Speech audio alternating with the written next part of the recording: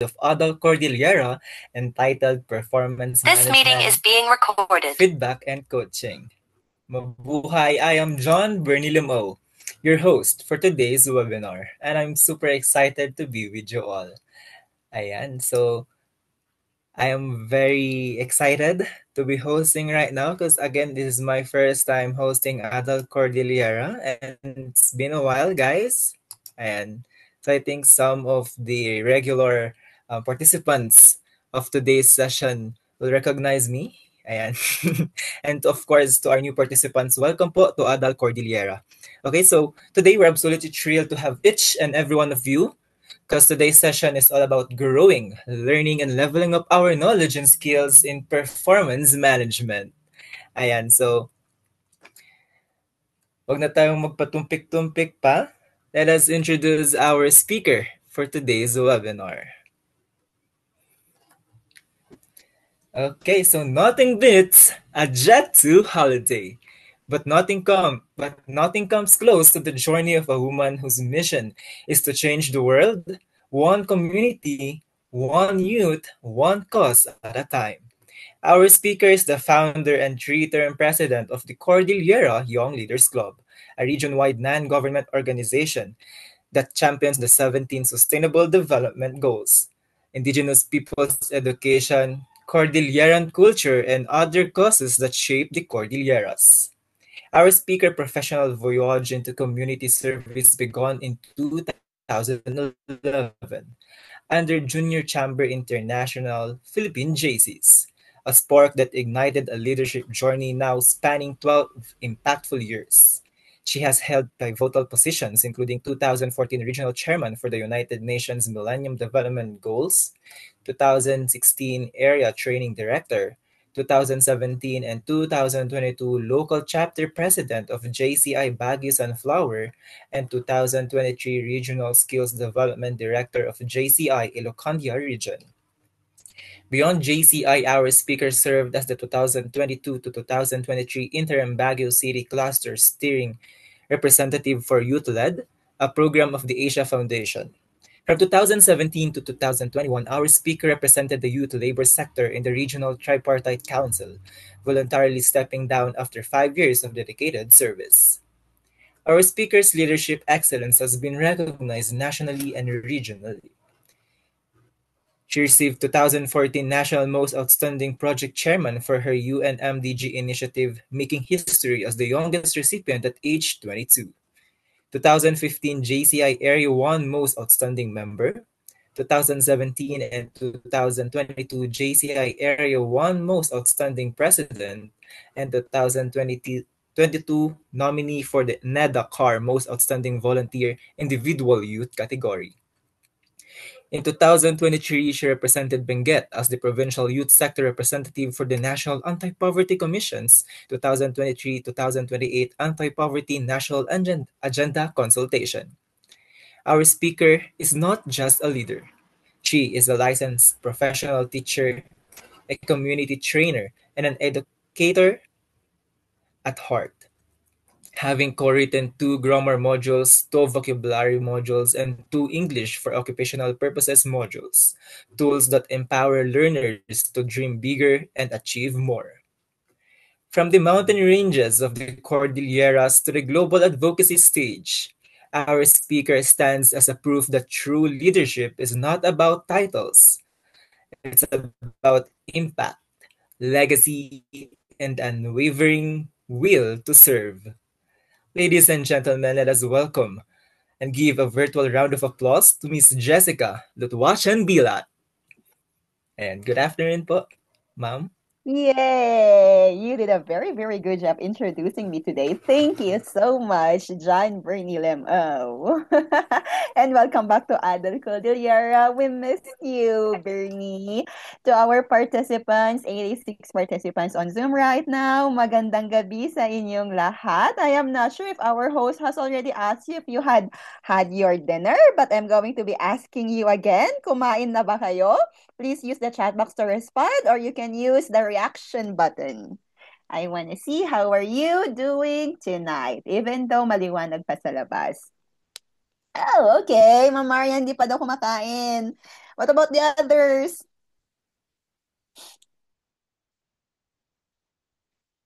Hindi rin. Okay. Some are still cooking. Okay. For Mom Charity, she's already finished eating. Okay, okay, I see. All right. Well, then, whether you have eaten or not yet, I do hope that you can. Yes, spare your full attention for this webinar because I have prepared for today. The pressure is quite high for this topic. Okay. It's my first time to be talking about feedback and coaching, although I have been talking about different areas of leadership because, yeah, I have been in the leadership position for quite some time, held different projects, different activities, and most especially different kinds of people. So I do hope that within our 1 hour and 45 minutes discussion, we are going to learn something from this activity. Okay. So, nababasa ko rin kasi yung chat. So, nakikibasa din ako. But yes, okay. So, nagtatanong meron pang number of hour doon sa ating discussion. Project management. You're talking about the last topic you attended. Thank you so much if you had attended our last topic. Yes, I talked about project management at that moment. Okay, let's begin.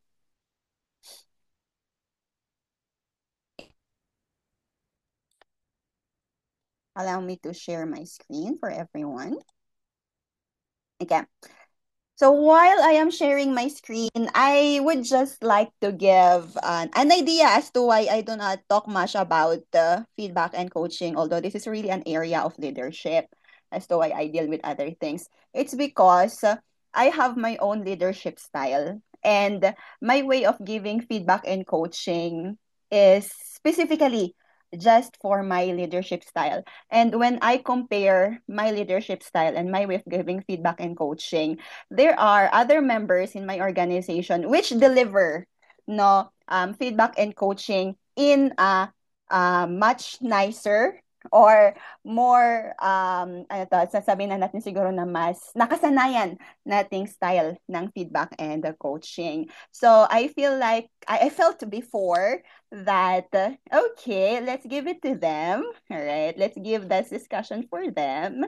Pero for this topic, I finally decided not to handle this feedback and coaching because, oh nga naman, even though my kind of leadership is different, I am sure that when I share how I do feedback and coaching, one way or another, you can learn from it. And what I am going to be discussing today is really anchored on experiences, although there are those that are based on research as well. And you will be encountering also along the way sa discussion natin, yung mga basic things no, that we have heard or we have practiced or we are already practicing in giving feedback and coaching. So, disclaimer na lang po sa ating mga participants, especially to those who are first-timers lalo na sa akin no as a speaker. I am not a very nice kind of speaker. So expect hard hitting reality or real talks during our discussion. Okay. I do hope that you won't get offended. Okay. I do hope that you are going to approach our discussion with an open mind and open heart. I do hope that your intent of joining this webinar is really to learn. Okay. And even though along the way during the discussion, there are some things that might be different from your perspective, from your principles, it's okay. Take it as a grain of salt, as a learning experience no na, okay, hindi to effective sa akin, so I will not be doing this one. So, it's still a learning experience for you. Diba? It is like a self-awareness as to what works for you and what's not. All right. So let's proceed with our discussion. I just want to share this photo kasi ito kasi yung picture na ginamit namin when we received our award last week or 2 weeks ago. So yeah, we were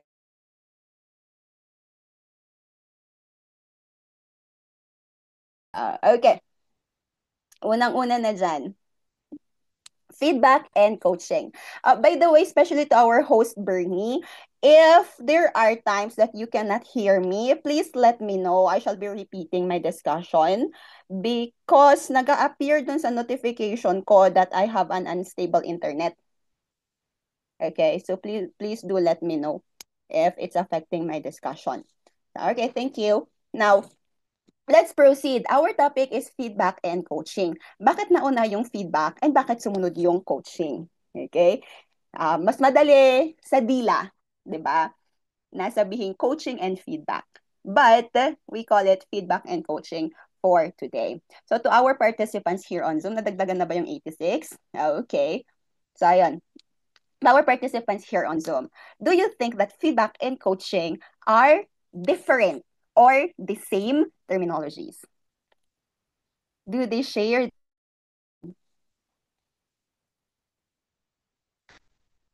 feedback and coaching?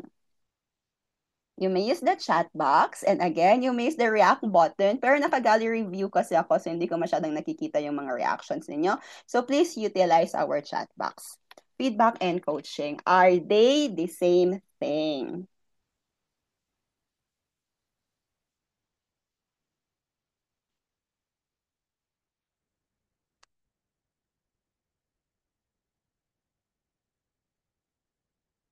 While waiting for answer, sige, kapag wala akong makitang sagot dyan, magko-call ako ng uh, volunteer to answer.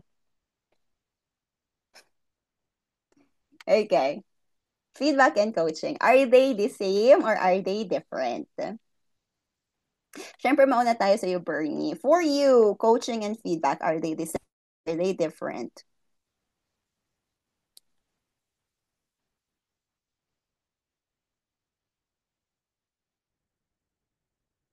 Oh, may sagot na. Okay, let me read this one. For Sir Lorley, feedback primarily addresses past or current performance, offering insights of what was done well and what needs to improve.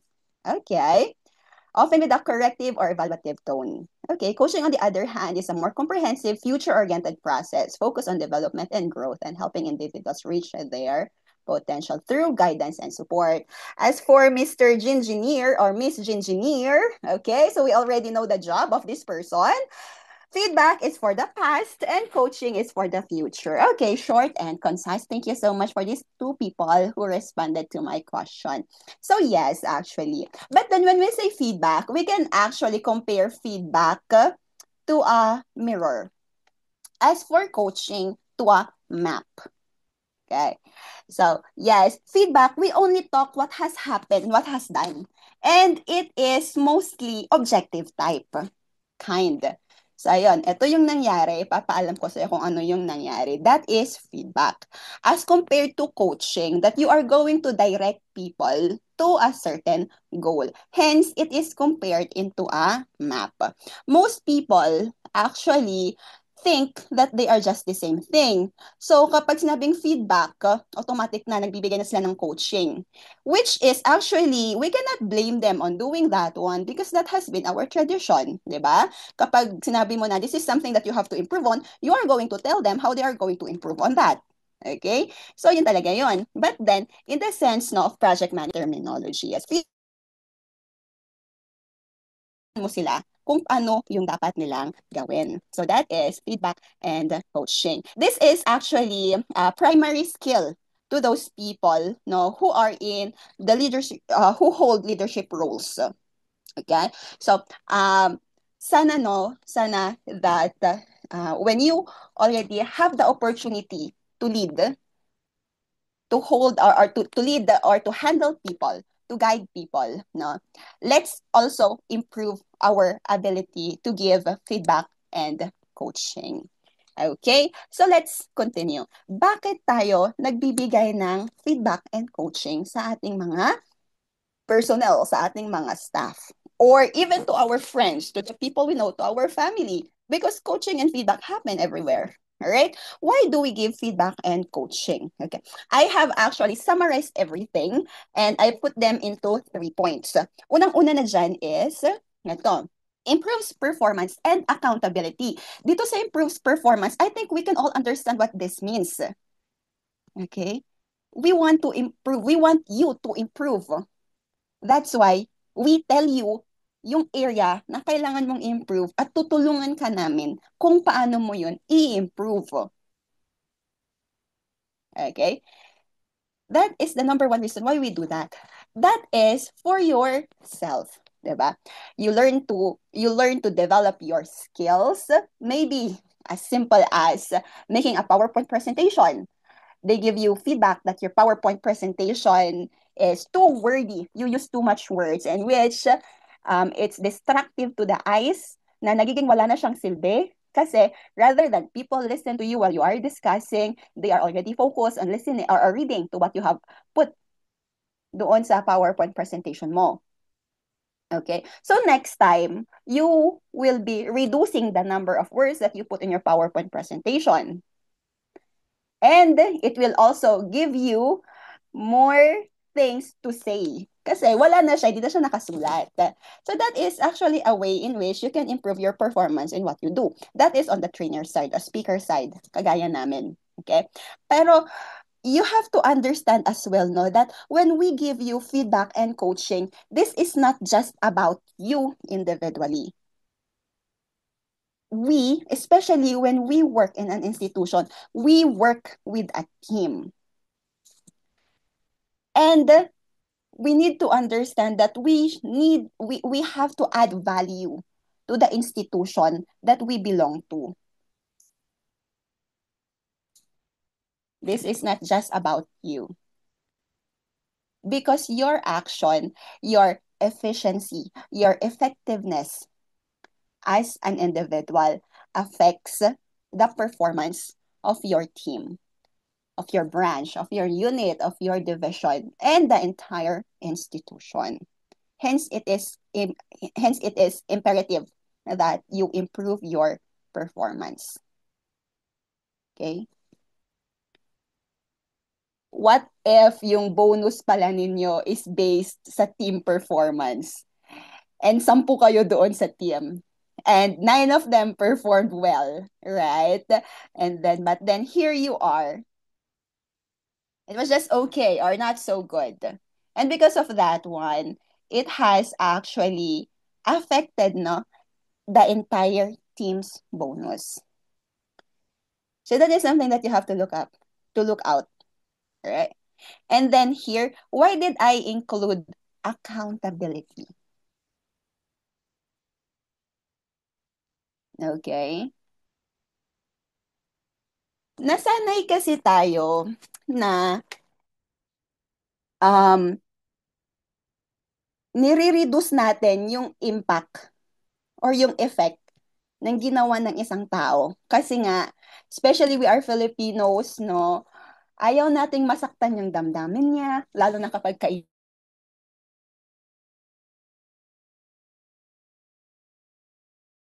we give feedback and coaching at that moment. We don't want any awkward situation already after that one. Hence, minimize natin yung impact ng ginawa nila.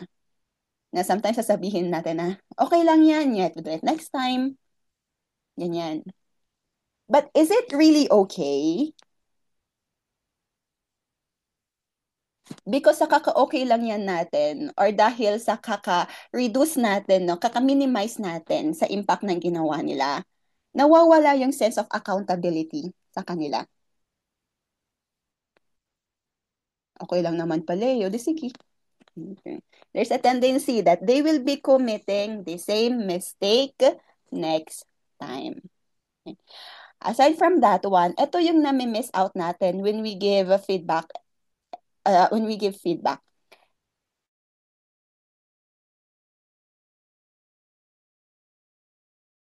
No, ng nagawa nila. Usually, po-point out lang natin na, okay, you have been absent. You have been late for you have been late 3 times this week. And that is not actually good. Because if you're going to see it here, okay,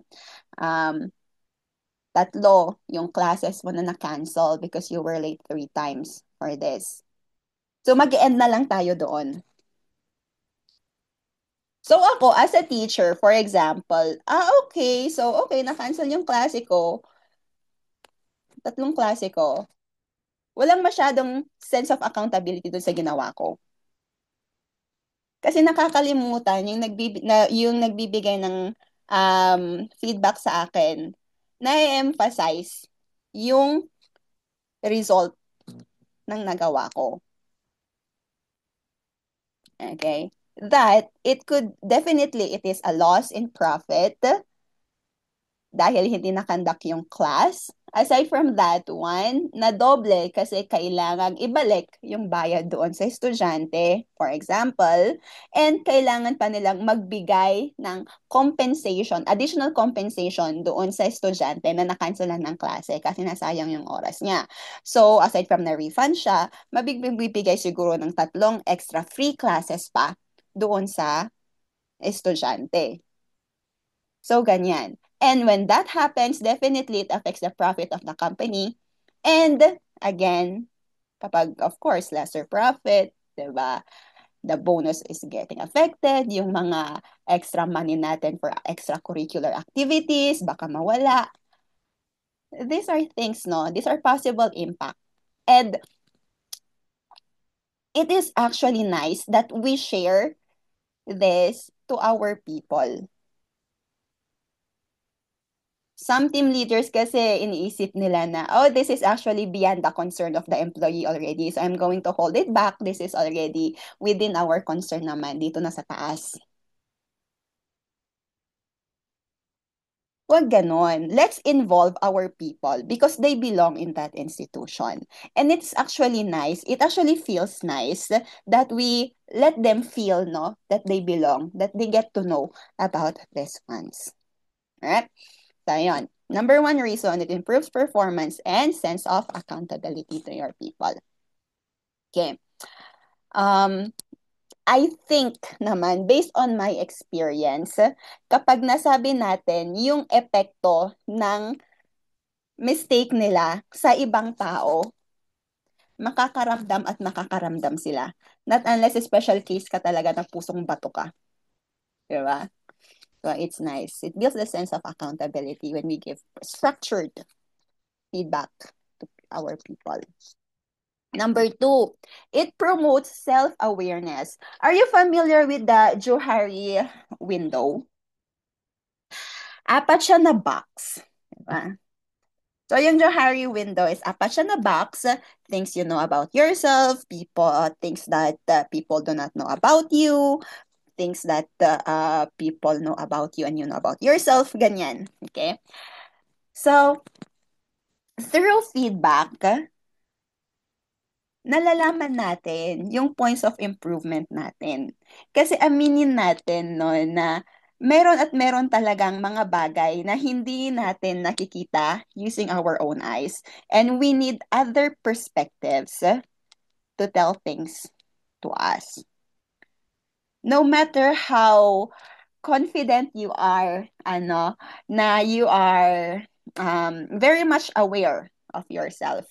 One way or another, meron at meron pa rin talaga na meron at merong mga bagay na hindi, that only other people can see. Right? Again, mabalik tayo doon sa example. You are presenting and you are quite confident of your presentation because sabi mo nga, nag-research ka, you are well aware of the project that you are talking about because you are one of those.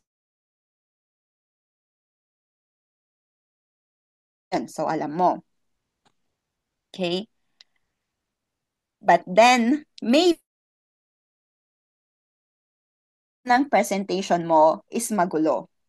Maybe there were so many things that you want to share to people na naghalo-halo na yung information. And that is something that you might not notice, especially when you are already in that moment. Feel na feel mo na nagdi-discuss ka eh. Pero dun pala sa iba, baka on information overload na pala sila. So it's important that we seek feedback from others. There will always be that blind spot, okay? And if we read others, for as long as the feedback and coaching given to you is not is not without is without malice, I should say, no, is without malice, it's objectively given, then you accept it and then you internalize it. Right? So there you go. Supports career growth and promotion. How? Through feedback, syempre, sinasabi kung ano yung mga dapat mong i-improve sa sarili mo. Maybe, no? Maybe, um, I'm sorry, may nag-open lang kasi ng video and this person is quite familiar sa akin. Michael Pentugo, Sir Michael Pentugo. I was actually looking for him before this meeting. Alright, anyway, going back. For number 3, it supports career growth and promotion. During the feedback, for example, nasabi sa'yo na you need improvement on your leadership skill. Most especially on people management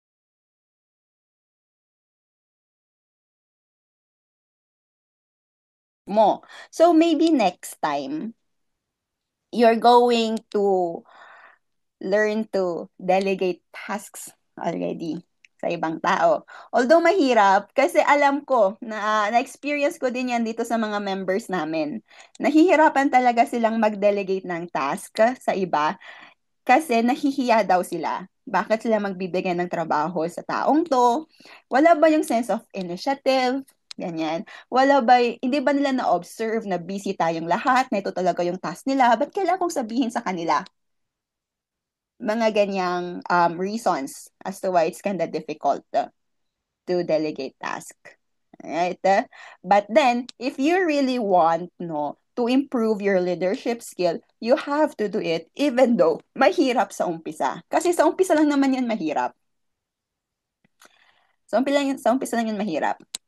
But once you learn how to do it well, na-check mo na yung area na kailangan mong i-improve sa leadership skill mo. And that will open you an opportunity for a leadership role. Sinakita na nila, no? Aside from you listen to them, you did something to improve it. You really did. You have really improved, no? So yes, you are already qualified for a leadership role. May lalagay mo na yan doon sa resume mo. It may not be for the institution that you are working now because we understand talaga na sometimes, especially na private institution, mahirap talaga ang promotion. Diba? But you can use it in other institutions. It is growth. We can only improve things kasi that we identify. We cannot solve a problem when we do not recognize it as a problem. Hence, giving feedback is crucial. Okay, now I'm going to present you data.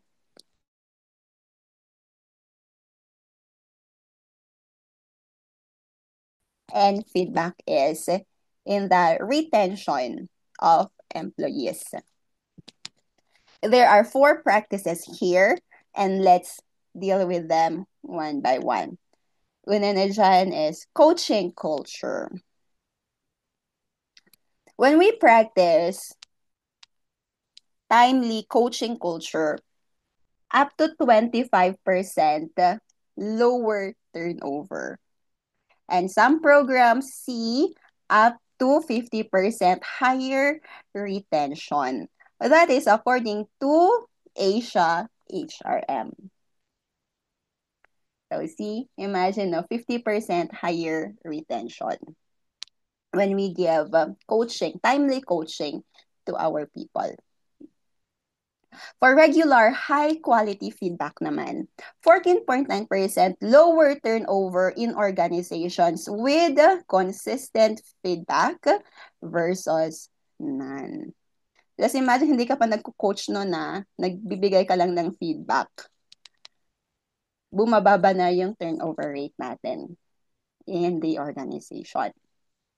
Next one is learning and development. According to Reddit naman, sabi niya, 94% of employees stay longer when a company invests in their development.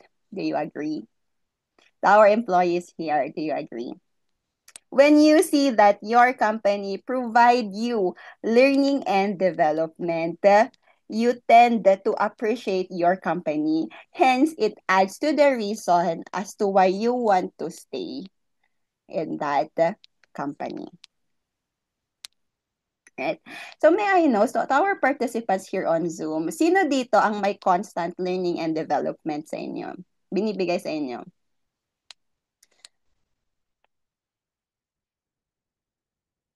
It may not be in a form of a feedback and coaching, but maybe in other kinds of learning and development. Maybe there is a 2-week seminar that they ask you to attend. Ganyan. Do you have it in your companies? I think there is one here. Nag-message yata siya doon sa page namin. I think 12 of them, no, nandito sa ating webinar ngayon. And that is an example of learning and development. Yeah. Nakakatuwa when we work in such kind of institution. So, what more lang, no, yung pagbibigay ng feedback and coaching, it does not need any money. It does not need any funding. 'Di ba? But people appreciate it and it helps with the retention of your employees. And we have to agree, ang hirap talaga na mag-train, mag-hire and mag-train ng mga panibago. Although tama nga naman, sasabihin nila na ang dami-dami dyan. Ang dami-dami dyan naghahanap ng trabaho. Okay lang kahit umalis kayo. But it's not as easy as that. Ang hirap maghanap ng employees who are really meeting the necessary requirements to fill in the position that was left.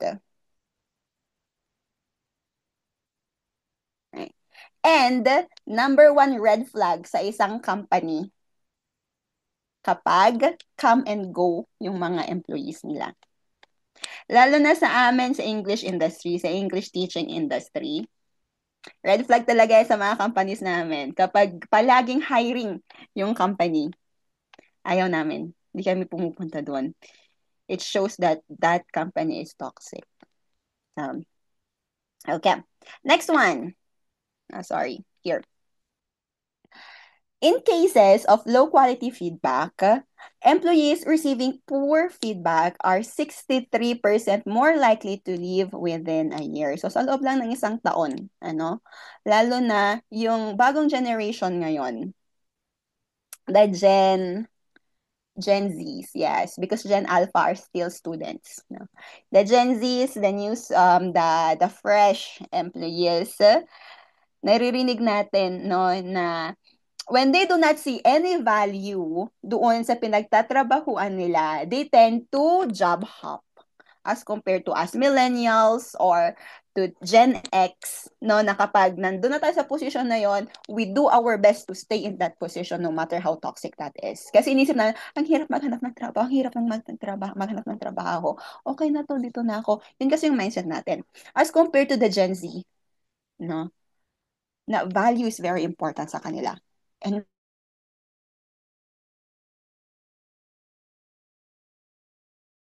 missed opportunity when we do not give feedback and coaching sa generation nila. Kasi based on my experience, me working with younger generations, they are very receptive to feedback. They take it constructively no matter how you say these things to them. Okay? yung na-offend, yung mga narinig natin sa balita na sometimes, no, that leads to depression, I think they are just isolated cases. Or maybe the kind of feedback given to them is really low blow, kaya ganun yung reaction sa kanila. But based on my experience, they are really receptive. Gen Z is very receptive, especially if it's given objectively, yung feedback natin sa kanila.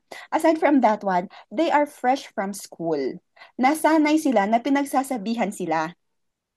Kaya sana, we maximize that opportunity. Let's give feedback and coaching to these people. We have to be understanding. Yung mga Gen Zs ngayon, they are pandemic students. Imagine 2 years or 3 years, no, na sa bahay sila nag-aral. So definitely, the quality ng experience nila, 'di ba? Their quality of experience is really different from us. So sana hindi tayo maging yung katulad ng mga mas matanda sa atin. We become the people we hate, no, na nung kabataan ko nga, nung panahon ko nga, tayo na nagsasabi ng ganun. No, let's not be. Right? So there you have it about this one. These are additional information that shows how feedback and coaching matter if we really want to improve the overall performance.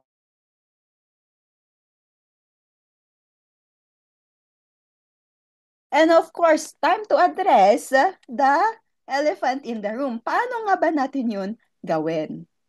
Okay? I have listed here 6 things that we need to consider in giving feedback and coaching.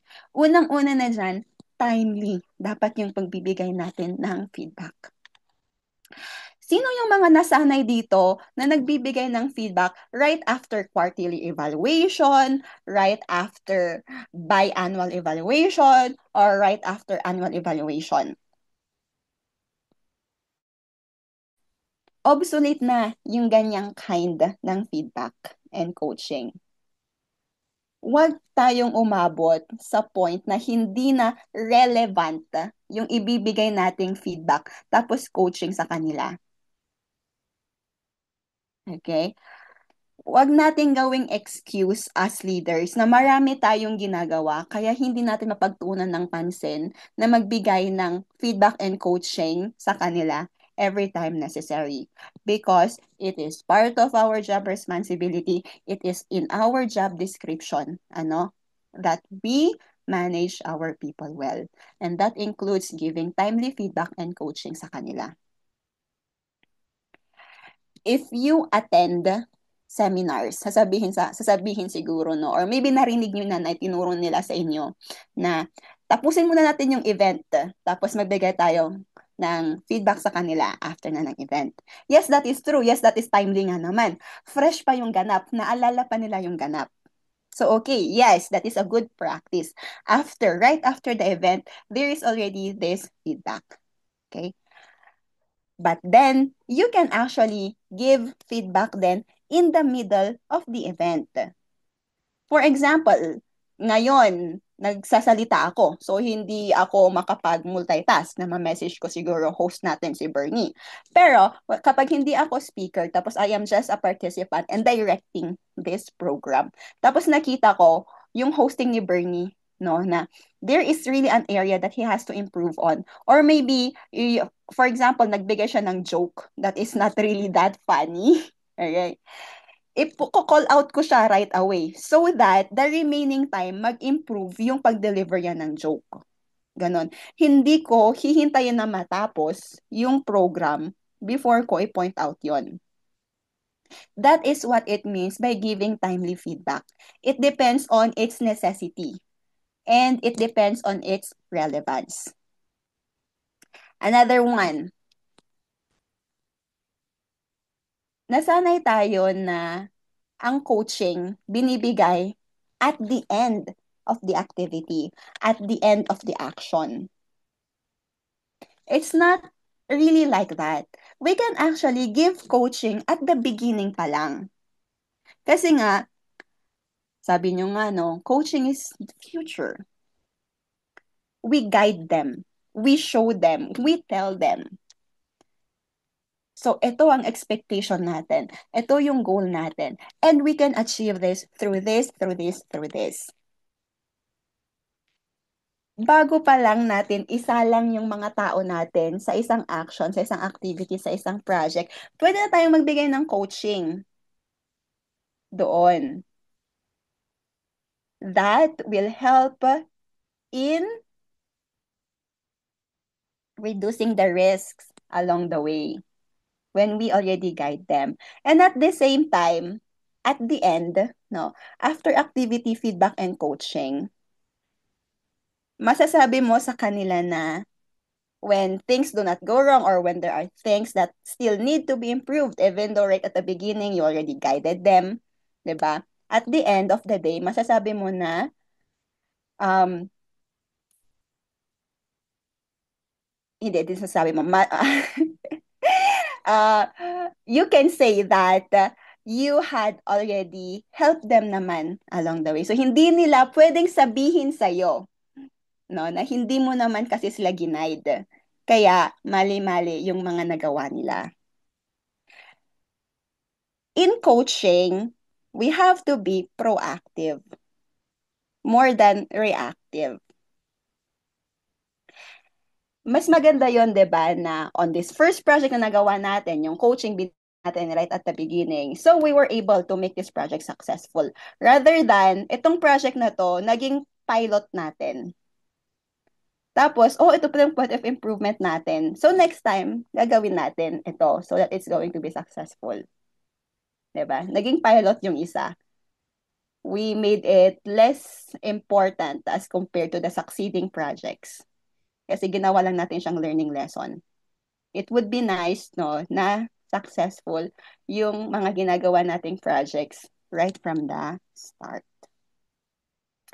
Okay. Number 2 is specific. Let's give specific feedback. For example, hindi natin sasabihin na your presentation today is not as good as how you presented before. Yes, that is feedback. But is it specific? No, it's not. Kasi it is impossible na sa 2-hour duration na pagsasalita ng isang tao, palpak siya.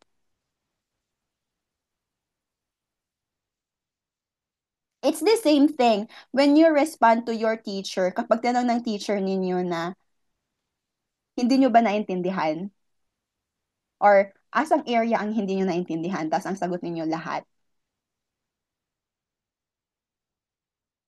Imposible na sa loob ng 1 oras na pagsasalita, imposible sa loob ng 2 buwan na paggawa ng activity na to, everything was a fail.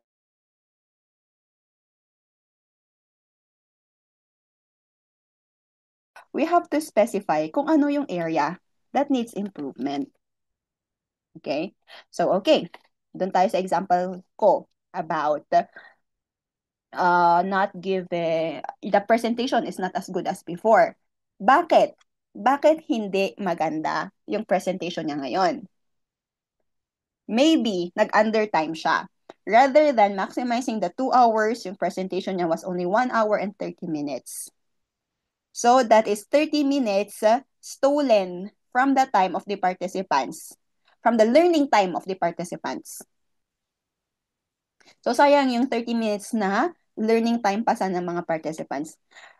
Nawala yun kasi nag-undertime ka sa presentation mo. Okay, so that's one. Alright?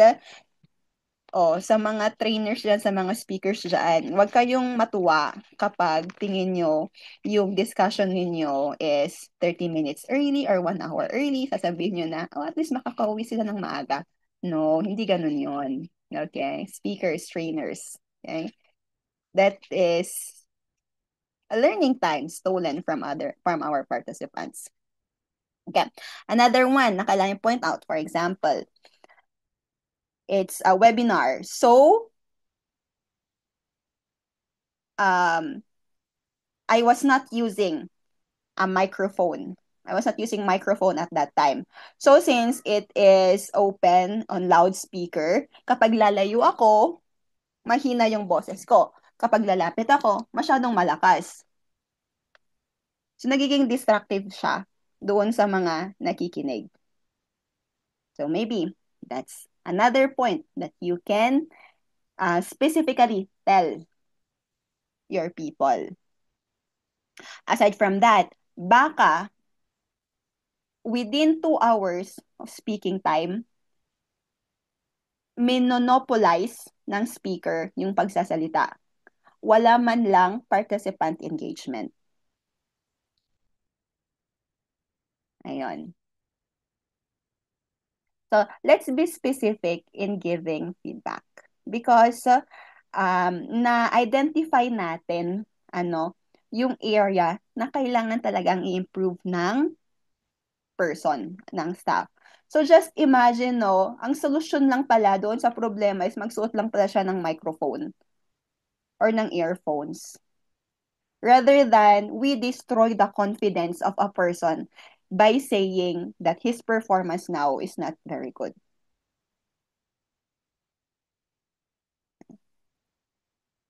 Imagine na as simple as asking, how are you? Do you agree with me? Are you okay? Yun lang pala ang solution para doon sa lack of engagement mula sa ating mga participants. So, feedback, we can also identify specific solutions to address such. Let's look at the bigger picture. I'm going to use my vice president as an example, Earl. As a vice president, it is expected na siya talaga yung susunod sa akin sa paglilid ng organization. Okay? Pero one time, sinabi niya sa akin na feeling ko hindi pa ako ready, feeling ko hindi ko kaya. Kasi mali-mali ako sa ganito, may tinatanong ka sa akin, hindi ko nasasagot to. For example, doon sa training natin sa ganito, may nagtanong tapos na-rattle ako, kaya kung ano nang pinagsasagot ko. Ganyan. So his confidence was so low at that time. And then I told him, you know why? Kung bakit ganyan nararamdaman mo. Bakit feeling mo, hindi mo alam kung ano nangyayari sa organization kapag may nagtanong sa'yo. Kasi hindi ka nagbabasa ng GC. And everything is actually being discussed there. So as simple as that. And then na-realize niya, ayaw nga no.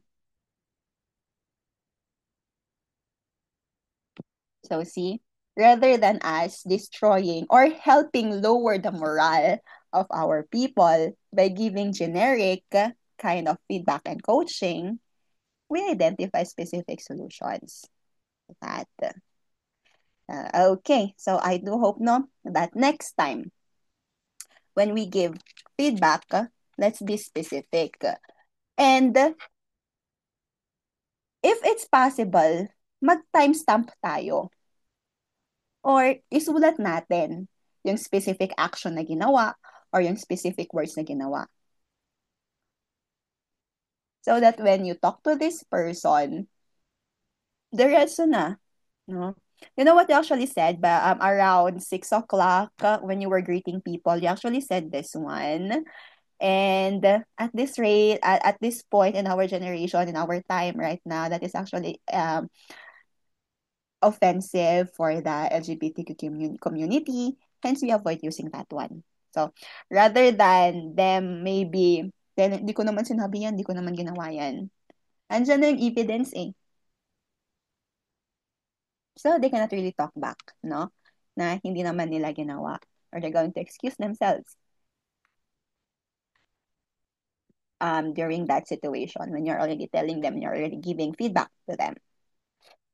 Next one is, in giving feedback and coaching, let's be realistic.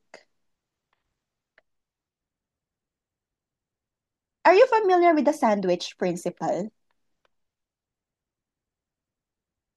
That's very, very common. When you attend leadership trainings, palagi na lang sinasabi that when we say something negative, it has to be in a sandwich principle, di ba? Nice, bad, nice. Good, bad, nice. Ganon. Ah, gone are the days that that is effective kasi hindi naman tanga ang mga tao. Nakikita nila, no? If you are really genuine about it or if it really matters that you have to sugarcoat it, no? Just go direct to the point. Ano ba talaga yung nangyari? Okay? And at the same time, kaya ng sinabi ko kanina, okay lang ba talaga or hindi talaga okay? You have to be honest with your people. Okay? Let's not romanticize, let's not minimize, no? Yung mga information na binibigay natin sa kanila just because we are protecting our personal relationship to these people. Okay?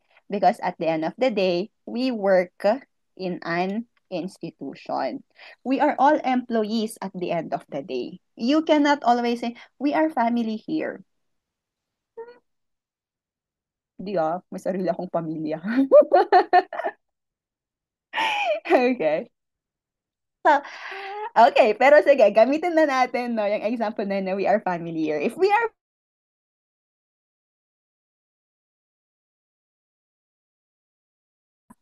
tatay nga natin, pinagsasabihan tayo. So, bakit hindi natin matanggap kapag yung team leader natin sinabi yan sa atin? Okay? It's the same in giving coaching. Let's be realistic as well. Hence, it is actually important na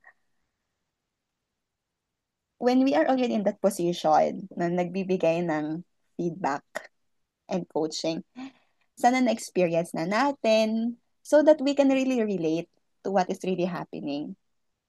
Or kahit hindi man siguro natin na-experience yung ganung situation, at least we are knowledgeable enough. We have done the proper research so that we can give realistic solutions doon sa mga.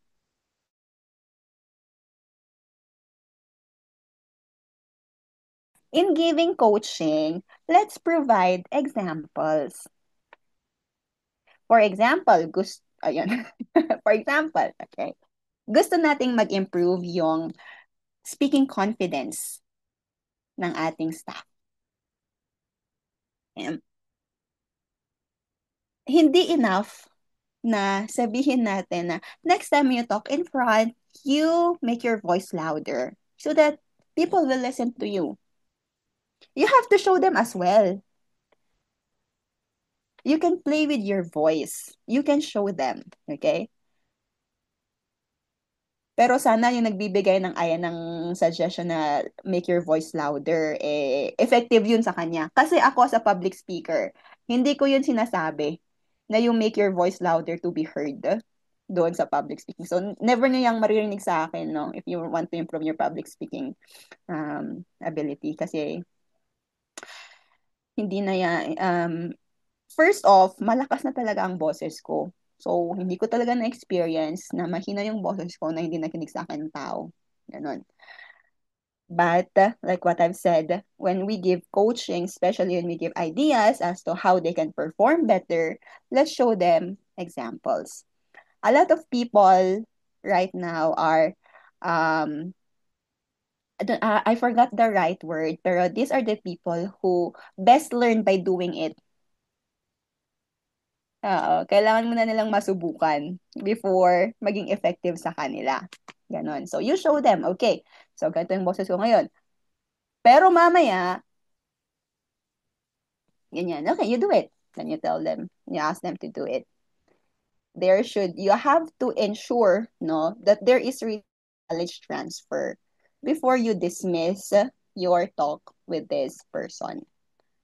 Para masigurado mo na na-grasp niya yung gusto mong sabihin sa kanya. There we have it. And that's very important. Um, the last physical activity that we did is, yes, public speaking. And the final output ng mga participants was to deliver a presentation about their certain advocacy. So, each one of them has different advocacies. So, iba-iba yung approach namin. Aside from that, aside from different advocacies, different din,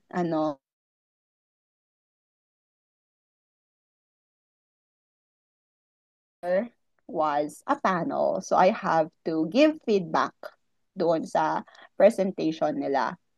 Pero, more than giving feedback, I also coach them as to how they can deliver it based on their needs or based on their strengths, I should say. For example, there is this person na mahina talaga ang boses, mahinhin talaga ang boses niya. So alam ko, hindi effective talaga na sabihin ko sa kanya na lakasan niya yung boses niya. Kasi pag lalakasan niya yung boses niya, magtutunog, sumisigaw na siya. So, iba yung coaching ko sa kanya. So, ang sabi ko sa kanya, she maximized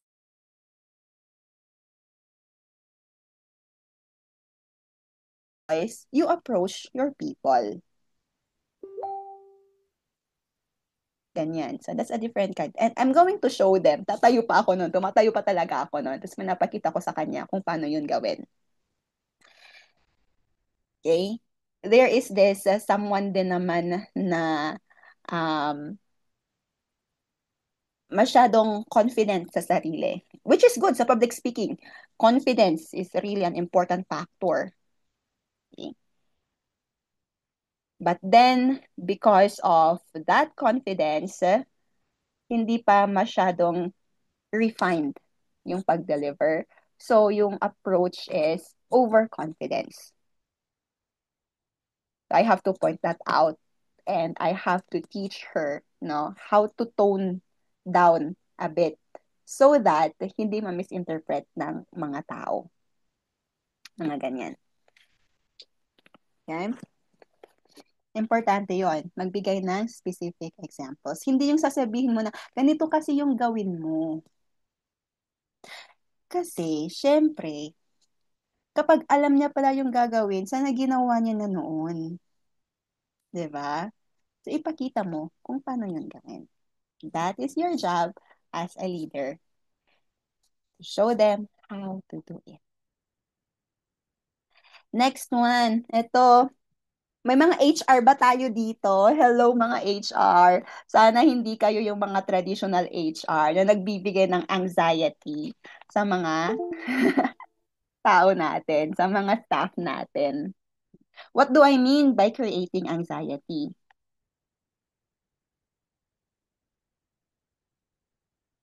Huwag yung umagang-umaga, Monday morning, lalapit ka kay random selection ko to ng words ng names I should say. Lalapit ka kay Aaron.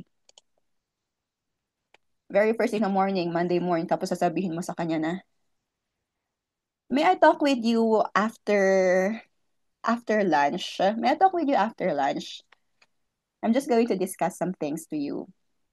Tapos na. Wala nang susunod na information. So just imagine, from morning until lunchtime, iniisip ni Aaron kung ano yung sasabihin mo sa kanya. Nag-create ka na ng anxiety doon sa tao. Okay? Another example, no? Ito, I'm not sure if you have this kind of tradition in your offices. We have regular meetings. Kahit wala namang masyadong importanteng pag-uusapan, meron lang tayong check-in meetings. Diba? Usually Monday yan, Monday morning, maybe or Friday afternoon. Regular meetings lang, just to check on each other and to provide updates, etc. Tapos, you do it in a certain place, maybe in the conference room, no? But then, every time, no, na magmi-meeting kayo, ang dinidiscuss nyo lang doon are the negative things that had happened and to remind them not to do it next time. So, kung condition mo yung mga personnel mo, no, yung mga staff mo, na every Monday, ano ba yan? Sasabihin na magmi-meeting na naman tayo about sa problem. Sino na naman kaya ang nakita nila ngayon? Sino na naman kaya ang pagsasabihan nila ngayon? Okay. Or, dahil nga associated na yung ganyang situation sa conference room, when you ask someone, again, mabalik na naman tayo kay Aaron, sabi mo kay Aaron, Aaron, meet up lang tayo sa conference room for a while lang. Meron ng negative conditioning sa conference room na yan. So, narinig lang nila yung conference room, nagkakaroon sa anxiety. Ano kayong ginawa ko? Ano kayong kasalanan ko? Okay?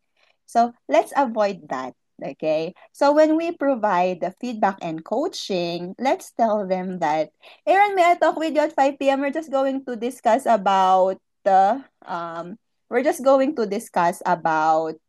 what happened last Monday on your evaluation rating. Ganon. I'll just be asking you about this and this. It's as simple as that. You just give them a heads up as to what is going to be expected doon sa meeting na yon. And you know what? They will actually appreciate it dahil tinatanggal natin yung anxiety sa kanila. At the same time, we are giving them enough time, no, para mag-gather yung thoughts nila so that they can explain themselves better, so that you can have a better communication when you already talk. Kasi ang hirap kapag shina-shotgun ka, ino-on the spot ka. Ang hirap ng gano'n. Have you been in that situation na shinotgun kayo and on the spot kayo at hindi nyo alam kung paano yung sasagutin? Kasi as people who give feedback, please understand, no? We give feedback and coaching to help our people improve. To help them to make them be accountable of their actions and to help them improve, not to confront them, no, not to make them not to show, no, na you are right and they are wrong. Hindi ito boxing na kailangang may manalo. So there is no point actually na sinashotgun mo sila, ino-on the spot mo sila. What's the point of doing that? To show power over them? Hindi kasi sila prepared. Inambush mo sila. Hindi sila prepared. No. Let's not build a habit of doing that. For us to foster good communication with the people that we are giving feedback and coaching, let's give them time to prepare. It benefits them. It also benefits you. Right? So let's avoid creating anxiety. Lastly, celebrate wins. Feedback is not just about negative things. Actually, dapat more on positive ones. Kasi I am sure naman, no, na mas marami ang positive things na nangyari kesa sa negative. Okay? This will also condition your people to not be afraid with the term feedback. Kami dito sa CYLC, dito sa Adult Cordillera, you know what? We are very excited about feedback. Binabasa talaga namin yung mga feedback ninyo doon sa evaluation form. So, okay, sa mga bago, may evaluation tayo after ng discussion natin. No? Binabasa actually namin yun. And 90%, 95% doon sa mga feedback, they are all positive. And it's so heartwarming to positive feedback about our activities, about our webinars. And these are actually the reason why we keep doing what we do. Kung paano kami umabot sa episode 75, considering that we are all volunteers here, we are not getting paid. I am not getting paid as a speaker. No one is getting paid from my team. Your registration fees, they all go to our outreach activities. Walang binabayaran dito sa mga activities namin. Pero we have reached this far. It's because of the feedback that you are giving us. That is how powerful your feedback is. Right? So let's practice giving positive feedback. No matter how simple that is, early in the morning, maybe this person has nice hair. So, okay, you give, compliment them.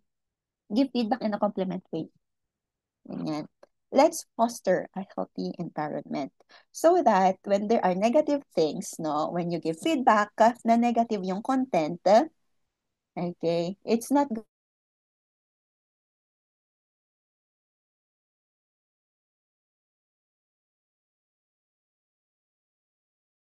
things. I hope that's clear. So these are 6 tips that I can give you on how to give feedback and coaching. Now let's proceed here. Okay. Why feedback and coaching do not work sometimes? Have you ever asked that? Or have you ever experienced it na nagfe-feedback kayo, nagko-coach naman kayo, pero bakit pa ulit-ulit pa rin yung mali? Bakit hindi sila nakikinig? And real talk, that happens. I have listed here 6 reasons as to why they do not work. Unang-una na dyan, the counter-transference. Is familiar with this? Counter-transference. This is already discussed earlier, no? So, counter-transference is the lack of boundary between you and other people. Maybe, magkaibigan kayo sa labas at nadadala nyo yan doon sa loob. Na kahit team leader ka at staff mo ito, when you give feedback and coaching, because there is this counter transference, no? Walang clear boundary between the two of you, hindi ka sineseryoso ng kausap mo. Or maybe, no? Wala kayong clear boundary na team leader ka, kaya dapat pakinggan ka. Okay? Feeling mo, kahit nasa loob kayo ng office, magkaibigan pa rin kayo, binababaan mo nga yung impact ng nagawa nila. You make it sound um, um, less harmful as how it really is. That is counter transference. Sabi nga, ayaw nating masira ang relasyon natin sa ibang tao. Kaya, wala tayong clear boundaries sa kanila. Pero, eto no, ang masasabi ko sa inyo, suggestion about choosing friends as well. Why do you want to keep a friend that does not respect you or your position? If that is the case, I suggest that you look for other friends. Okay? Dapat kung friend talaga kayo, hindi niya iti-take against you personally kapag binigyan mo siya ng feedback. Okay? Kasi, alam niya, no, that when you were giving feedback, that was you as the team leader, not as her friend. Okay? So, sana, kung ano ang meron kayo sa office,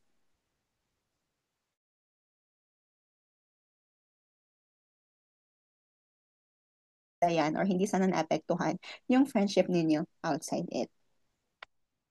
And that is actually also one reason kung bakit hindi nila ini-encourage, di ba, ang magjowa or mag-asawa, magkamag-anak na mag-work sa isang unit, sa isang branch. Kasi ganyan usually yung nangyayari. Okay? So, ayun, you check on yourself. Do you have counter-transference? If yes, you have to start working around it. Number 2, pangalawa na dyan, and very, very mabigat.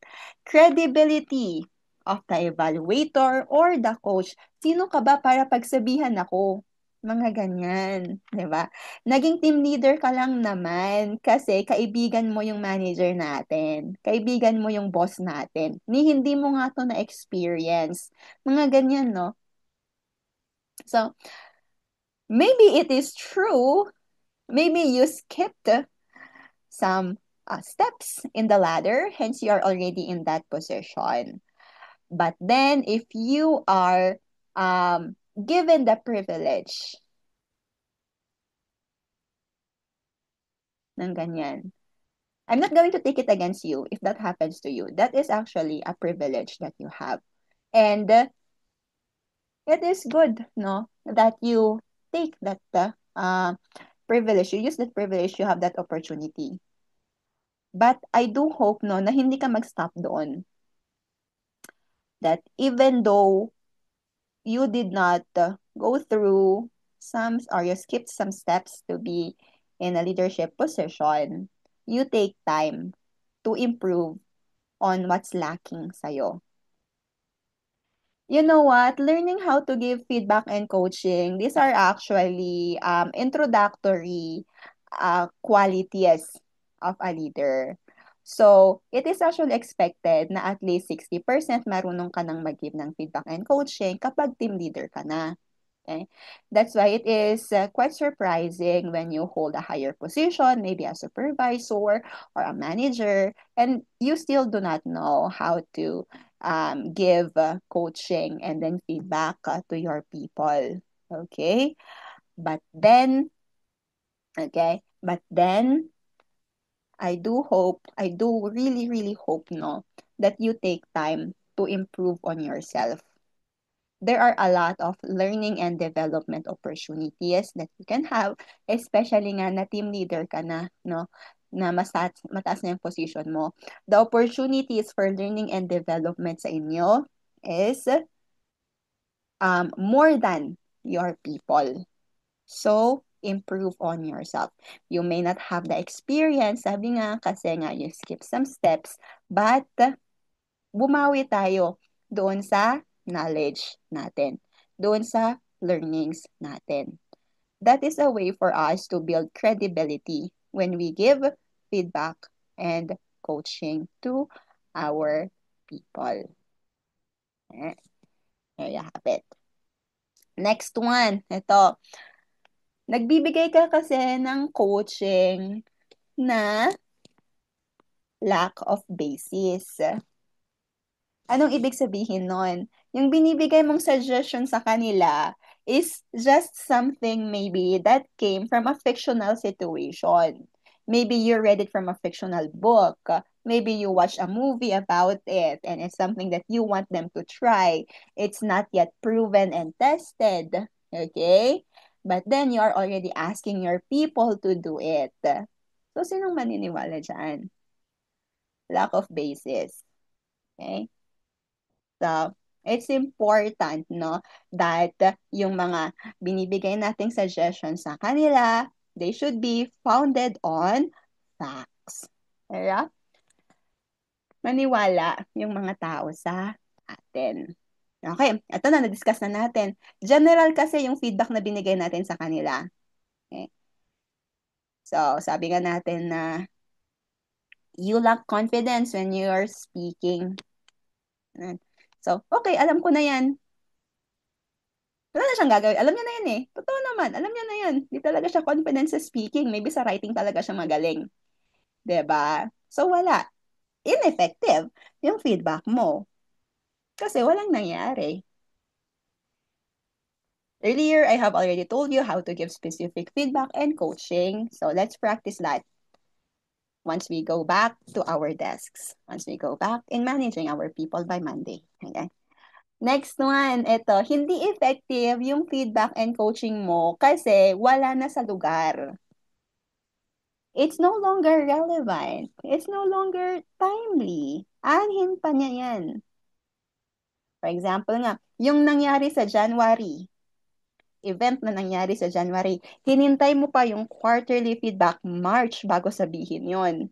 Wala nang nakakaalala nun. Kahit yung person na gusto mong kausapin, kahit siya yung person na gumawa ng action na yon, di niya na yun maaalala. Kasi just imagine January, February, March, di ba? It's no longer relevant. It's no longer timely. Hence, whatever you're talking about, come here, papasok lang yan, lalabas lang dyan. Kasi hindi niya ma-associate yung value ng sinasabi mo ngayon doon sa point of improvement. There is already this divide between the action and the coaching that you want this person to do. Hence, it is really important, no, that we give timely and relevant feedback. Ulitin ko na naman, let's not make it as an excuse na marami tayong ginagawa kaya hindi natin yon magawa. Okay? Feedback and coaching does not necessarily be formal. Hindi nyo kailangang mag-alat ng 30 minutes of your time para i-conference room yung kakausapin ninyo. You can just actually go to their table and then just say, the presentation mo earlier, ang gulo-gulo. Can you possibly rewrite it and then do this one? One line here, one line here, one line here, and then you send it back to me. I'll check it by 3 p.m. It's as simple as that. Done. Kung wala talaga kayong time, you text them. I-message nyo sila. Okay? That is also helpful in making your feedback and coaching timely and relevant. Okay. Kung pwedeng i-zoom ninyo, ano, yung pag-uusap ninyo, sure, by all means, go ahead. Why not? It's 2025. We are shifting to technology already. Hindi kailangang 30 minutes sa conference room na meron pang, how are you? How was your day? You know what? When I was new to this organization, I also was making these kinds of mistake. Ang dami-daming ang ganito. Ay, naku, sabihin pa nga ako na ganito. May background of the story pa kayo before you really go to the meat of your discussion. So, naging parang thesis proposal na siya. Okay? So, if that is really your um habit, if that's really what you are doing, definitely it eats a lot of your time. Okay? And I'm not saying that that's bad because that could also be effective in some situations, especially kapag mga grieve na yung mga nangyayari. So definitely it's something that you have to sit down on. But I think once in a blue moon lang naman na magkakaroon tayo ng grieve, no? Na events that we sit down and talk to these people for 1 hour or more. Yan. There you go. And then ito, doon naman sa mga tumatanggap ng feedback, hindi lang sa mga nagbibigay ng feedback. Okay? Doon sa mga tumatanggap ng feedback, you have this sense of entitlement kasi. What do I mean by this? I'll give you a specific example that I have encountered so many times. Kasi nga straightforward ako magsalita. When I give feedback, sabihin nila na, for example, online. So I do not notice who comes and goes, 'di ba? Sinong lumalabas, pumapasok, hindi ko nakikita. But I will just receive a message sabihin na I left the room kasi hindi ko nagustuhan yung pagkakasabi sa akin na ganito, na bakit hindi ako nakikinig sa ganito. I do hope that you will be more sensitive next time, blah, blah, blah, blah, blah, blah. Ganon. Okay? And why do I call it as a sense of entitlement? It's because, okay, ikaw na nga yung nagkamali. Ikaw na yung pinagsasabihan. Okay? Ikaw pa yung magsasabi na, ayaw kong makinig sa'yo, mag-walk out ako kasi hindi ko gusto yung pagkakasabi mo sa akin. Hindi yan yung katanggap-tanggap sa akin. Kaya hindi kita pakikinggan. So those people who give feedback and coaching, have you encountered such kind of people? No, na meron silang gustong style ng way ng pagkausap mo sa kanila. And they insist that sa inyo. They expect, no, na yan yung gawin ninyo sa kanila. Kayo yung mag-a-adjust sa kanila. As a leader, yes, you consider that. But, okay, you consider. It's not mandatory.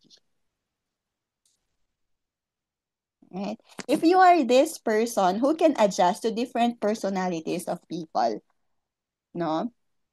Good job. All right? Keep that up. I do hope that we can learn from you. But then if you are this person who really has no a specific leadership style, do not be don't ever question yourself just because you did not meet what is expected from you in doing your job, no? Doon sa pagbibigyan niyo ng feedback. For as long as what you have said is objectively given, It is not in a form of a harassment. You did not humiliate this person publicly. You were able to preserve their basic human rights. Okay? So, you don't need to cater to everyone or else mauubos ka as a leader. You also need to put your foot in front. Okay? That is part of people management as well. Hindi pwede, no, na pagbibigyan mo lahat, especially in error correction. Okay? I hope that is clear to everyone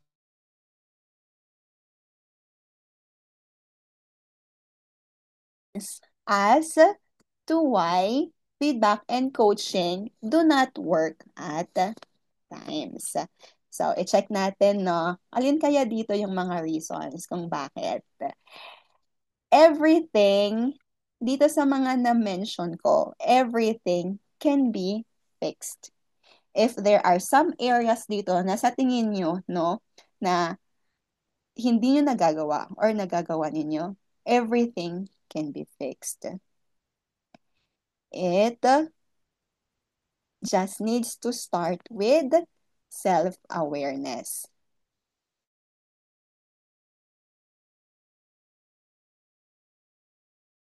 Ako yung third person point of view para sabihin sa mga participants natin ngayon yung areas of improvement natin when we give feedback and coaching. Okay? Basta, for as long as you remember, no, that what you are doing is for the benefit of your company and what you really mean is something nice for your people. Go ahead and do it. Mm. Now, let's have a quick activity, no? Baka naman kasi lagay ninyo sa feedback ninyo, puro lecture yung pinagsasabi ko. Lack of participants' engagement. Okay. Fact or myth? I'll be giving you some situations and using the chat box, please tell me if it's a fact or if it's a myth. Are we good? I hope we're good. Okay, let's begin. First one. The sandwich principle is the best way to deliver feedback. Fact or myth?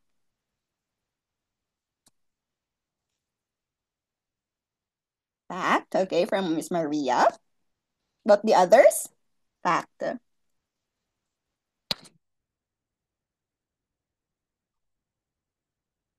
Mm, okay. It is actually myth. As I have discussed earlier, the sandwich principle is good, bad, good, right? Ito yung traditional belief natin. Okay? Na dapat ganon yung pag-deliver natin ng feedback sa ating mga personnel. But it's not always the case. Kasi when we mention yung good tapos susunod yung bad tapos yung good, nawawala yung impact. Nawawala yung severity ng actions. Nawawala yung accountability doon sa gusto nating iparating doon sa personnel natin. In some situations, yes, a sandwich principle may work, all right? But we cannot say that it is the best way to deliver feedback. Especially when we work with people for quite some time already that they know your personality, you know your personality already, you are quite confident on how you talk with each other, with how you communicate with each other. It does not always have to be sandwich principle. Right? Ma-share ko lang ito. Gustong-gusto ko siyang ginagawang example, no? Because I can see myself in him. Yung team leader ko. I call him team leader, although we have different term for it. Okay. May pinapagawa siya sa akin. Tapos, may ginawa ko.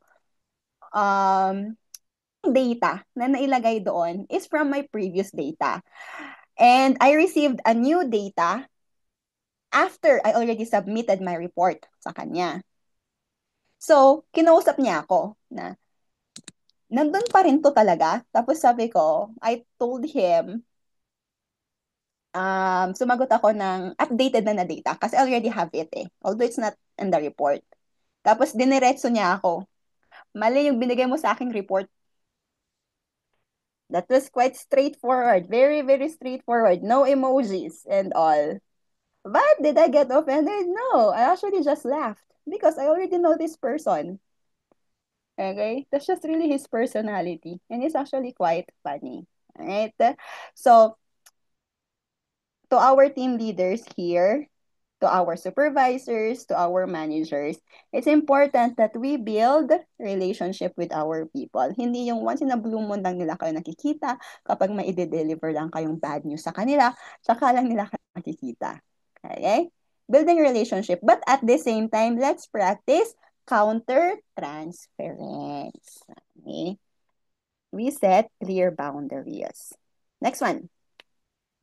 Fact or myth? Feedback and coaching is best done in a formal setup. Fact or myth? Fact. Formal setup. Feedback and coaching is best done in a formal setup. Okay, fact.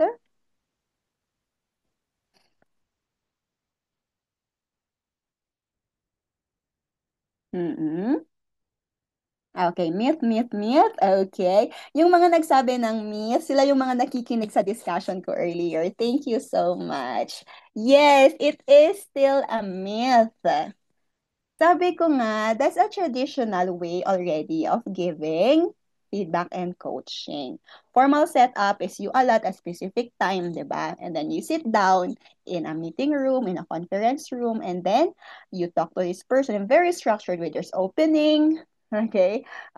Intro, plot, closing, ganyan, and all. Very structured. That is a formal setup, okay? These days, we develop different ways of giving feedback to our people. Especially nga na, avoid giving anxiety to our people, no? Tama yun, ma'am, okay? Or sir, okay? So, especially now, no, na isang criteria talaga ng effective feedback is it has to be timely.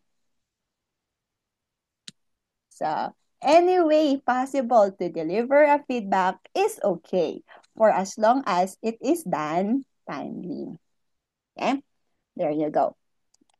Next one. Negative feedback should be softened to avoid hurting feelings. Fact or myth? Negative feedback should be softened to avoid hurting feelings. Myth, myth, myth, myth, myth. Okay, myth. Correct. It is a myth. Okay. This is something that I learned in philosophy. The difference between being offended and being hurt. Okay? Um, wag tayong masyadong mag-deal sa idea na baka ma-offend siya kapag sinabi ko to or kapag ganito yung pagkakasabi ko sa kanya. Because we have no control over the reactions of people. How they react is up to them. If they choose to be offended, we cannot do anything about it. No matter how nice you say it, no matter how light or funny maybe you deliver something, if they still choose to be offended over it, we have nothing. No, we cannot do anything about it. Ayun. So, wag nating masyadong isipin yon when we give feedback to our people. Sabi ko nga, for as long as it is objective and it is coming from the goodness of our heart na gusto talaga nating mag-improve tong taong to, kaya sinasabi natin yung points of improvement nila, then so be it. Go ahead and do your thing. Next one. Okay, fact or myth? Feedback is about pointing out mistakes. Mm-mm. Okay. Myth, myth, myth, myth. Yes. Feedback is also celebrating wins. Celebrating things that went well. Okay?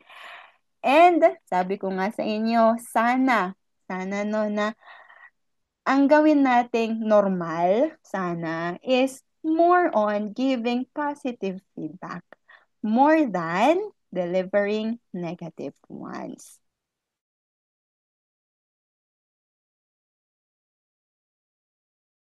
Next one, meron pa ba? Let's see. Okay.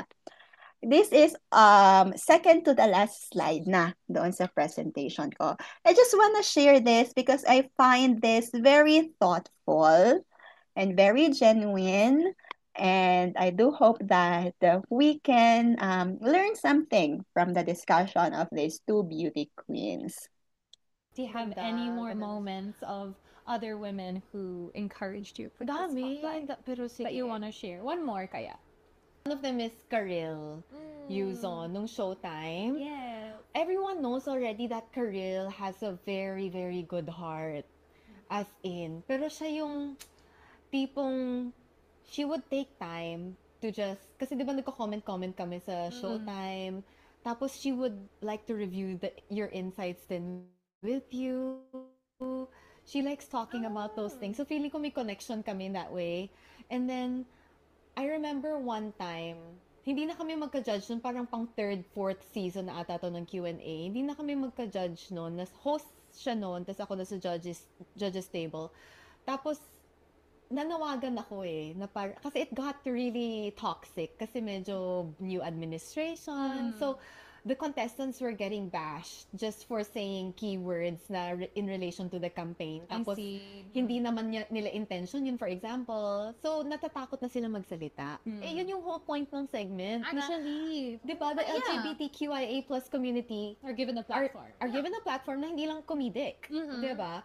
So, I felt bad for them. So, nanawagan ako sa mga madlang people na let's be kinder. Yeah. Ganon. And to remind the contestants that you have a bigger role and privilege din dito na just speak out your mind. That's your, kailangan i-grab mo na tong platform na to.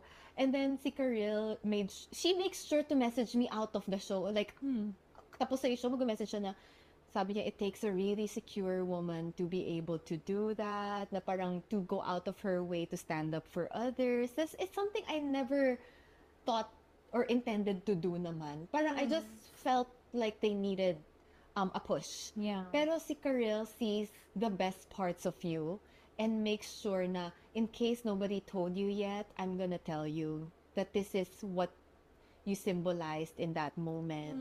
Ganon siyang tao. So touching. Kasi parang, di ba, for someone who's been in the industry for so long, kaya mo namang magyabang and just be alone with yourself, not mind the other people, just focus on doing a good job if you're trending or not. Pero siya, she makes sure that people realize the good job that they do. That's so nice. And that's such an active thing. Na active effort talaga yun eh. And what I appreciate about those kind of acts as well is that it's not in front of an audience. It's not to be like, you know what, I want to do this so publicly and be seen as a nice person. But this is like in the quiet privateness of a personal message, or maybe behind the stage or dun sa dressing room. Yeah.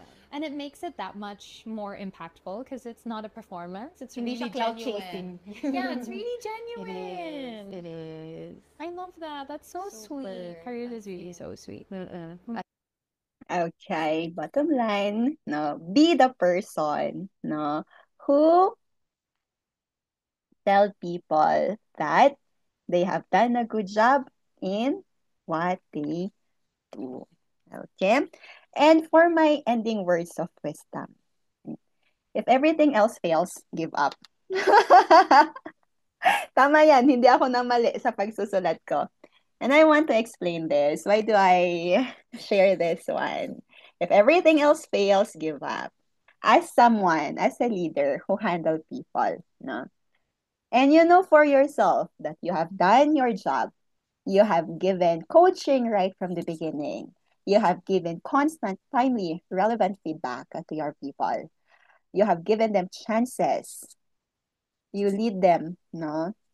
to the best of your abilities. You have protected them from people higher than you even. Okay?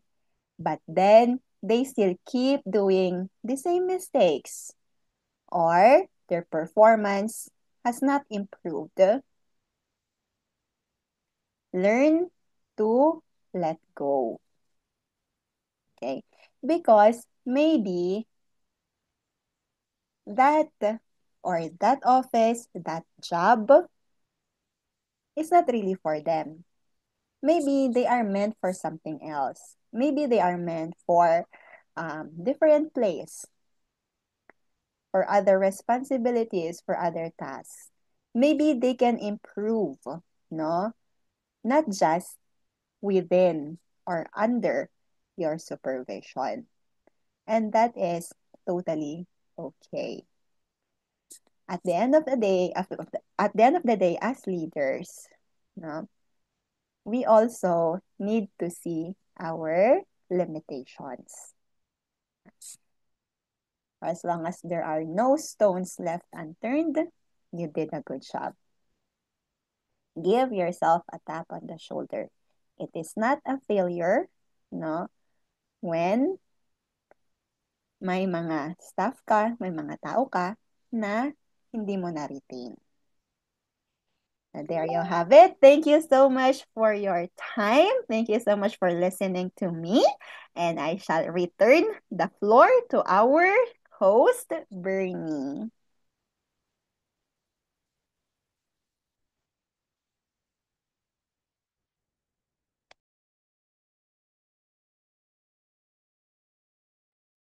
Sabihin ko na, Bernie, andyan ka pa ba? Hello? But okay. Anyway, while waiting for our host, let's proceed to question and answers. Are there any questions from our participants today? You can raise them now. You can write in the chat box or you can just unmute so that we can address them faster. Thank you, Ma'am Erica. So, see, di ba, feedback niya, dami daw niyang natutunan sa akin. So, thank you so much. Nakakatuwa. So, ibig sabihin, uulitin ko yung topic na to. Okay.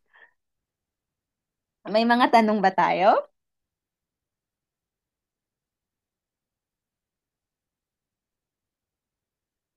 You're welcome. Thank you as well. Any questions?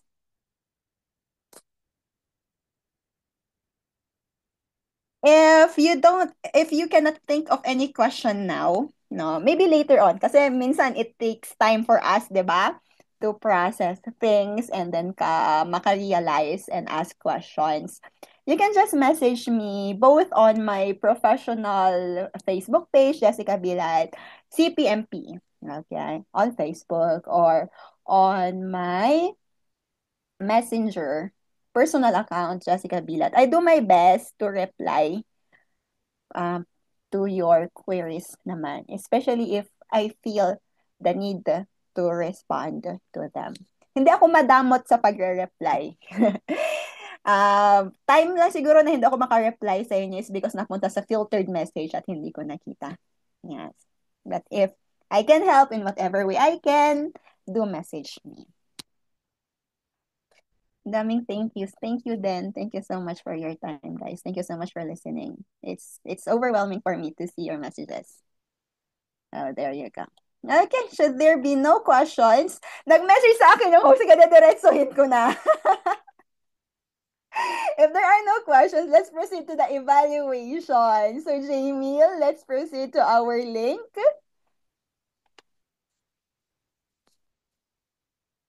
Okay, nandito na ang ating host. Welcome back, Bernie. Hello! Shukran. Thank you. Ayan. So, yeah, okay guys, so it's already time for our evaluation form. So please take a screenshot or scan directly the QR code presented on your screen or ayan po, isa-send na lang po yung link on our chat box just for a while po.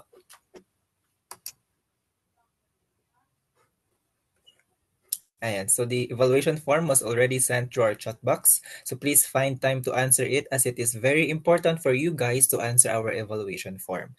It serves as your attendance and making of your e-certificates.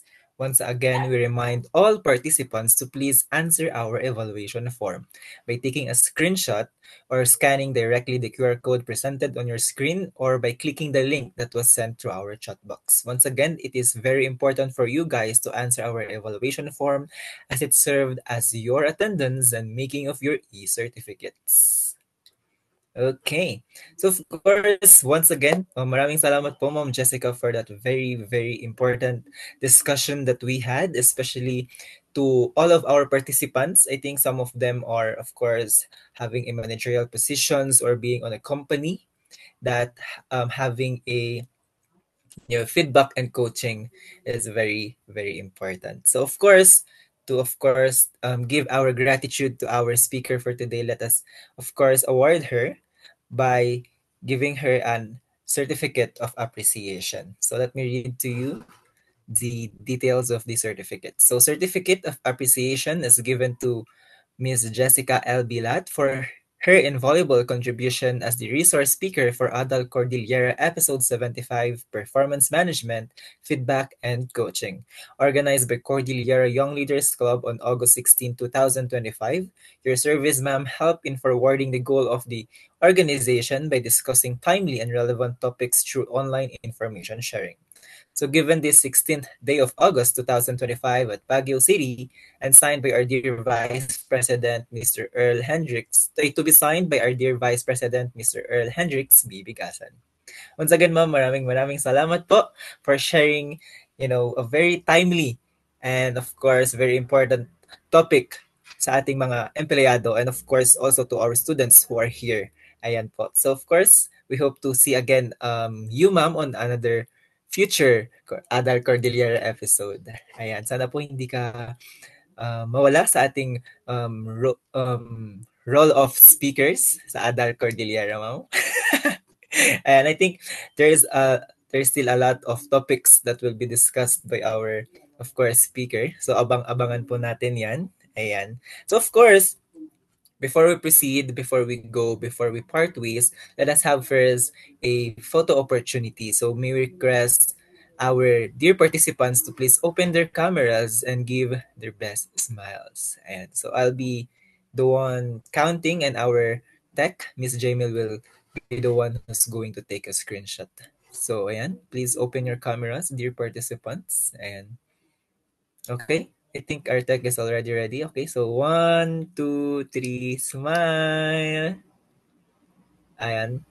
Let's proceed to the next slide. 1, 2, 3, smile. Ayan. So let's have another one for the next slide. 1, 2, 3, slide. I think to be sure, let's have one for the fourth slide. Ayan po. 1, 2, 3, slide. Ayan. So thank you po. Ayan, so different laptops po kasi kami nung tech, so we have different number of slides. Ayan. So, once again, maraming salamat po for joining our webinar for today. We are very thankful for having this this high amount numbers of participants for today. Ayan. It's my first time again hosting Adult Cordillera, and it's very overwhelming to have this, a lot of participants. And so we hope that you'll subscribe. I hope that you'll follow our Facebook pages, Adult Cordillera and Cordillera Young Leaders Club, for more future Adult Cordillera episodes. And also, of course, more projects or webinars that is related or under the programs of the Cordillera Young Leaders Club. So once again, I am John Bernilum O, your host for today. Maraming salamat po and we'll see you next time. Thank you po. Thank you.